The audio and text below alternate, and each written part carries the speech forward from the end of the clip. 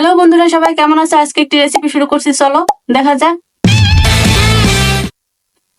আমি আজকে মাছের ডিমের বড়া তৈরি করব। মিনার কাপ মাছের বড়া। ভিডিওটি স্কিপ না করে সম্পূর্ণ দেখুন, কত সহজে অল্প উপকরণ দিয়ে তৈরি করছি। আমি নিয়ে নিয়েছি মিনার কাপের ডিম এবং নিয়ে নিলাম আলু কুচি। আমি এটাকে পেস্ট করিনি, একদম মিহি করে কুচিয়েছি। টমেটো কুচিয়েছি, আর দিয়ে দেবো এর ভিতরে আমি পেঁয়াজ, রসুন এগুলো কুচি করা দিয়ে দিলাম এর ভিতরে। সবগুলো উপকরণ আমি অল্প অল্প করে দিয়ে দিচ্ছি। এখন দিয়ে দিলাম কিছুটা পরিমাণে চালের গুঁড়ো, আর দিয়ে দেব কিছুটা পরিমাণ বেসন। চালের গুঁড়োর সাথে কিছুটা পরিমাণ বেসনও দিয়ে দিচ্ছি আমি। বেসনের পরিমাণের শেষে অল্প পরিমাণে বেকিং পাউডার দিলাম, হালকা একটু সামান্য। এরপরে দিয়ে দিলাম মরিচের গুঁড়ো,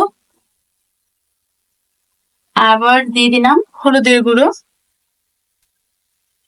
সবগুলো পরিমাণ মতো অল্প অল্প করে দিয়ে দিয়েছি।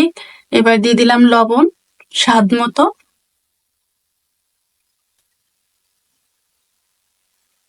লবণটাও আমার দেওয়া শেষ হয়ে গেল। এরপরে দেব আমি অল্প পরিমাণে তেল।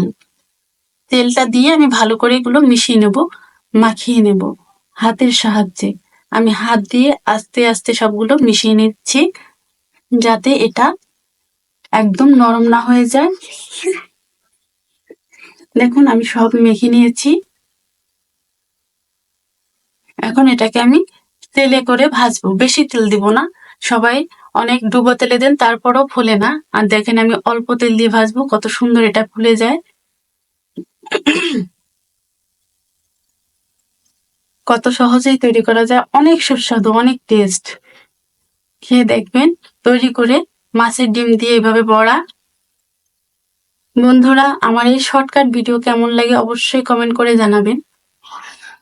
সম্পূর্ণ ভিডিওটি দেখবেন, ভিডিও দেখে তারপরে কমেন্ট করবেন আর লাইক ডান করবেন। যারা একদমই নতুন তারা কিন্তু ওই ভুলটা করবেন না, আগে সাবস্ক্রাইব করবেন না। একটা ভিডিও সম্পূর্ণ দেখবেন, তারপর সাবস্ক্রাইব করবেন। বারবার বলছি সবাইকে, প্লিজ সবার কাছে অনুরোধ, এই ভুলটা করবেন না। দেখেন আমার বড়াগুলো কত সুন্দর ফুলে গেছে, ফুলকো ফুলকো বড়া। আমার ভিডিও এখানেই শেষ করছি। পরবর্তীতে নতুন ভিডিও নিয়ে আসবো। ততক্ষণ সবাই ভালো থাকবেন, সুস্থ থাকবেন, আর এভাবে রেসিপি করে খাবেন। ধন্যবাদ।